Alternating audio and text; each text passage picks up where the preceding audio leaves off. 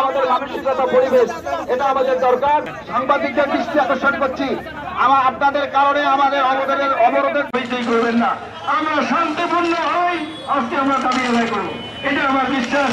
প্রবেশ দিয়েছেন, আপনি লাভ করবেন, কিন্তু সেটারও একটা সীমাবদ্ধতা থাকতে হবে। আমি ওনাকে অনুরোধ জানাবো, আপনি পাবলিকের ভাড়া দিয়েছি, আমরা স্কুলের ভাড়া দিয়েছি, সে ভাড়াটি আমরা দিব।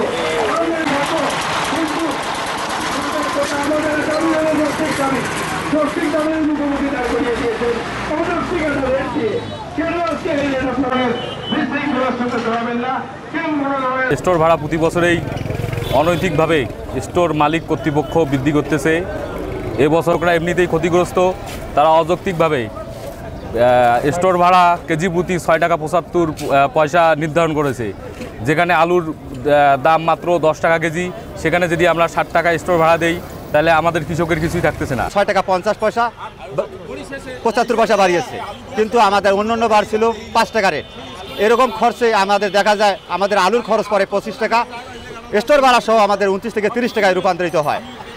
তার কারণে আমরা রাস্তায় নেমেছি, আমাদের রেট পুনরায় আগের রেট যেটা ছিল এটা যেন বহাল থাকে, না হলে আমরা রাস্তা ছাড়বো না, রাস্তায় থাকবো। স্টোর ভাড়া গত বছর আমাদের যেটা রেট নির্ধারণ ছিল 5 টাকা, এ বছরে রেট বৃদ্ধি করে স্টোর কর্তৃপক্ষ 6 টাকা 75 পয়সা রেট নির্ধারণ করেছে। বর্তমান আলুর বাজার হচ্ছে 10 টাকা।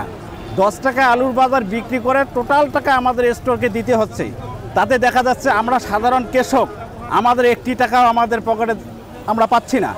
এখন আমাদের গত বছর যে ভাড়া আমাদের 5 টাকা রেট নির্ধারণ ছিল, ওই যৌক্তিক দাবি আদায়ের লক্ষ্যে আজকে আমাদের অবরোধ কর্মসূচি পালনের জন্য আমরা এখানে উপস্থিত হয়েছি।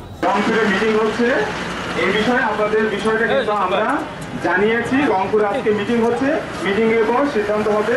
ইনশাল্লাহ আপনাদের যে রেটটা নির্ধারণ করা হয়েছিল সেটা ইনশাল্লাহ কমে যাবে, এটা নিয়ে আপনাদের কোনো টেনশন করা দরকার নাই।